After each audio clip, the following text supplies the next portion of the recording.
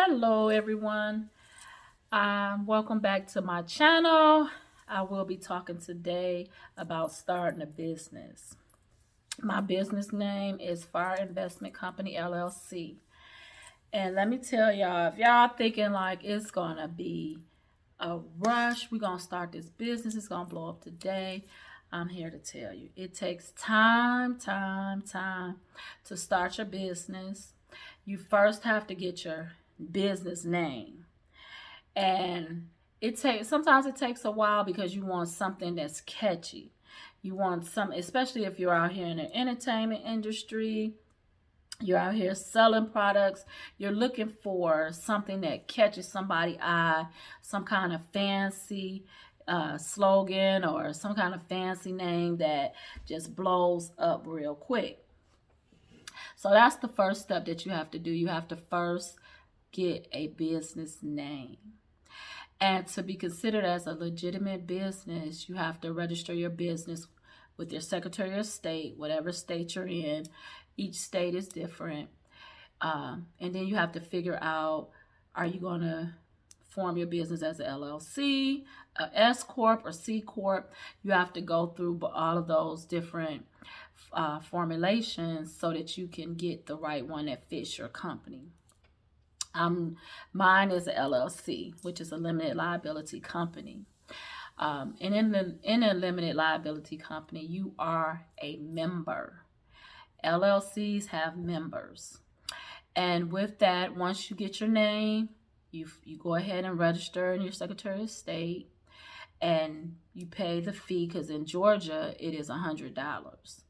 And each time that you have to renew so that you can keep that name active in that state is $50. Once you do that, you go in and you get your EIN number, which is like a social security number for your business, but you go to the IRS.gov and you sign up to get an EIN number. That is free. EIN numbers are free.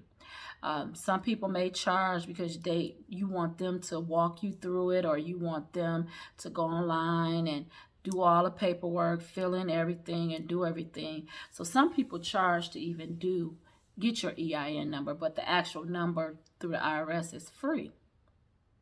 Once you get your EIN number, you have to go over to get a DNB number, which is a Dun & Bradstreet number, because Dun & Bradstreet holds business credit like Equifax, Experian, TransUnion. They hold your personal credit score and credit activity and credit history and everything. Dun & Bradstreet holds your business activity, your business credit.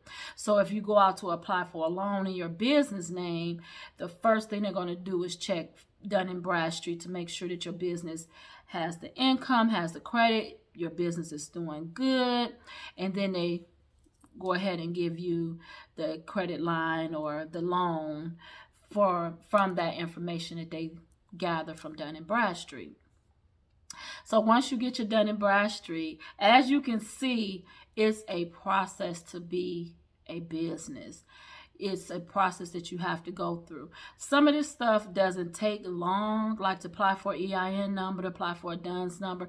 It's not a long process, but you have to make sure that you do all the steps that it takes to get everything that you need for your business. Then you can go in and get a business checking account. With the business checking account, they're going to ask for your EIN number, because that's what the social security number for your business is under, is your EIN number. So on your business checking account, they're going to ask for that number so that you can open a business checking account. So once you have your business name, you have your business registered in the Secretary of State, you have your EIN number, your DNB number, then you have your business checking account. You go and get your business checking account. Then you can start to apply for different loans. You can start to apply or have direct deposits put into your business checking account from your clients. You may, if you own real estate like I do, you may have to have like your tenants to put in their rent into your business checking account. different things for the business checking account. Or when you're going to apply for a loan, they want you to have all this so that you're formed as your business looks legit. So once you go in and get your business checking account, then you go and you can get a business website. You can create that business website on GoDaddy.com. You can go to Wix.com. It's different websites out here that will help you to create a website. And if you're crafty and you're creative, then you can create a website that's really nice. Or you can pay someone to create a website for you that you have everything you want and you won't have to spend the time, because in creating a website, it can take some time. It's just not 15 minutes and you create a website. But you create your business website. You get you a business phone number. A lot of companies want you to have a separate phone number than your cell phone number. To have a separate one than just a landline phone. They want you to have a legitimate business phone number and a legitimate business website. You don't want to just throw anything together. It's looking all messy, all tacky, and you asking these people to give you $300,000, $400,000. That's not gonna be a good look for your business. And also, when you get your website, your business phone number, you want to get a business address. It can be a virtual address, but you do not want it to be a P.O. box. I learned the hard way. I got a P.O. box. That was not a good thing to have a P.O. box. In some instances, it helped me, but in some instances, it did not help me. They want you to have a physical address for your business. And a lot of people I found they're using virtual addresses and not P.O. boxes and different things like that, because if they send a package, you want it to go to an address that you know is going to accept this package and the package is going to be okay. P.O. boxes, they just frown upon for whatever reason. Everybody's different. Every company you deal with is different about P.O. boxes. Then you get your business, you have all your stuff, you have all your information so that your business can look legit. It can go out and apply for different loans, different grants. So whenever they ask you for anything, you got it. It's a process. And then when you first starting a business, it's a process. I thought, okay, I'm gonna start this business. It's about to boom first day, hit the floor. And I'm like, okay. Because in my business, I look for rental properties. I look for either I'm going to rent the property out, I'm going to fix and flip the property, or I may hold and sell the property. So I may buy it, rent it, or sell it. And this market out here is crazy. Let me tell y'all. I've been out here pounding the pavement, looking for a place. And I'm coming in second on the bid, third on the bid. The cash buyers are out here knocking us out. Cash buyers,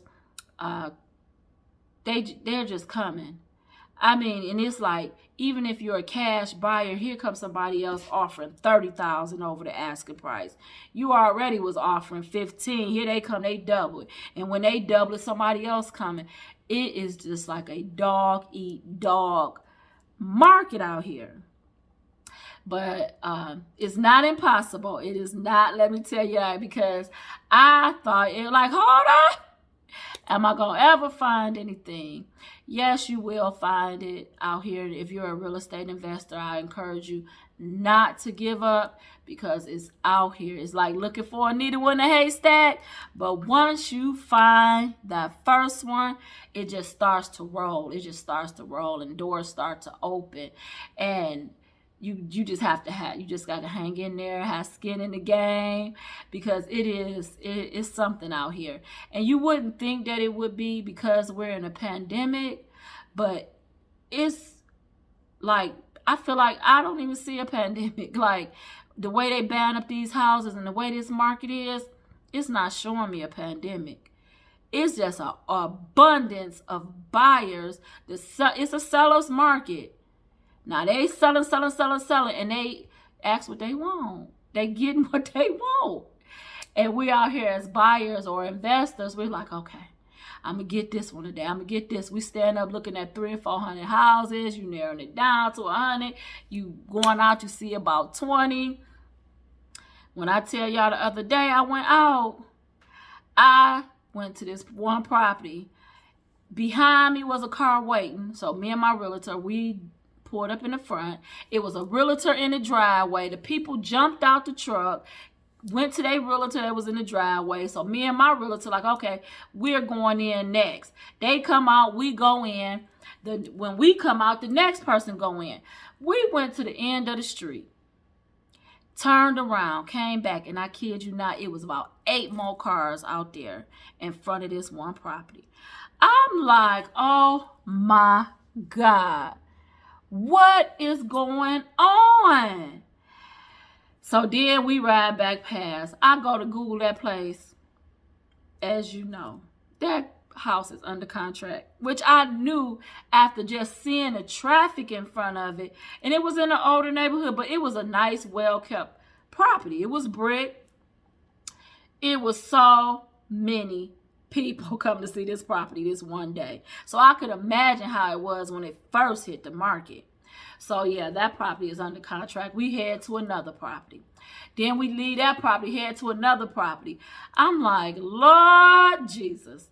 Y'all, at this point, before even I got to this point, I was praying. At this point, I'm like, God, I just put it in your hands. Because they out here devouring. They are devouring. They're eating these properties up like never before. They're flipping them. Like I went to one investor. She's an investor. She had a property. She said, I'm flipping this property in 100 days. I'm like, in 100 days? She said, hoping less. But my goal is to flip it in 100 days. If I can have it done quicker, it will be done. It will be back on the market and it will be sold. I'm like, all right. We walked through that property. We seen, she gave us a breakdown of everything that she was going to do. Y'all, these properties are turning out nice. I said, well, I could give me some ideas because I'm fresh. I'm new. So I'm out trying to get ideas. I'm listening to YouTube. I'm listening to going out on seminars. I'm listening to everybody. I'm going by, riding by, walking by, everything, because it's not one set thing you do when you're out here, and especially as an investor or someone who's looking for a primary residence. It is something out here in this market on buying and selling homes. Even with rental, you see that the rent is sky high. So it's just a lot going on. But as a small business owner, as a person starting out, do not give up. It may not look as bam as you wanted it to be and popping and bringing it, but it will happen. Stand strong, hang in there. Know that if you got all your stuff together, when your time comes, you're going to be able to lay it out. Everything going to be airtight, and you're going to get what you set forth to get. And you may get more. It may work out so good, because God is good all the time, y'all. And we got to keep him first in our whatever we do. But in our businesses, we need all hands on deck. We need everything to be right, so that when you go, can't nobody push you out. Can't nobody do nothing but give you what you asked for. Well, if you go in there and you ask for that loan, they're going to give you that loan. You go in there and you ask them you want that car in your business name, they're going to give you that car in your business name. I don't need no questions. This is what I want. And you go in there, you walk in there, chest out, confidence, speaking, and you know, and you claim it. This is what I want. This is what I'm going to get. And that's what you work hard for, and you work hard towards, because you just think about the time, the dedication, the faithfulness that you gave when you were out there working for somebody. You have to double, triple, quadruple that time, quadruple that faithfulness, that dedication when you're in it to win it for yourself. Whether you have sleepless nights or not, you're doing this for yourself. You done probably had many sleepless nights when you were out there working for somebody and you getting up at 4:30 in the morning trying to be there at 5:45 or trying to be there at 6 o'clock in the morning, 7 to 8 o'clock. Do that for yourself. Double at times. Work hard so that you know your fruits of your labor, you gonna reap it. When you go and sit on that beach, child, when I tell you, when I be in Cancun, I be like, ooh, and that water be looking so pretty and that sun be shining. But know that it's work. It is work. It is work. It is work. To get them 6 figures is work. To get that business recognized, known on the platform, out in front of people, it is work. Do not give up. Do not quit. Keep going and know that you in this to win it. You are a winner. You're not a failure, and you're going to succeed in what you do if you put your mind to it. So be good. Hard work. Let's get out there and pound that pavement. We got this, y'all.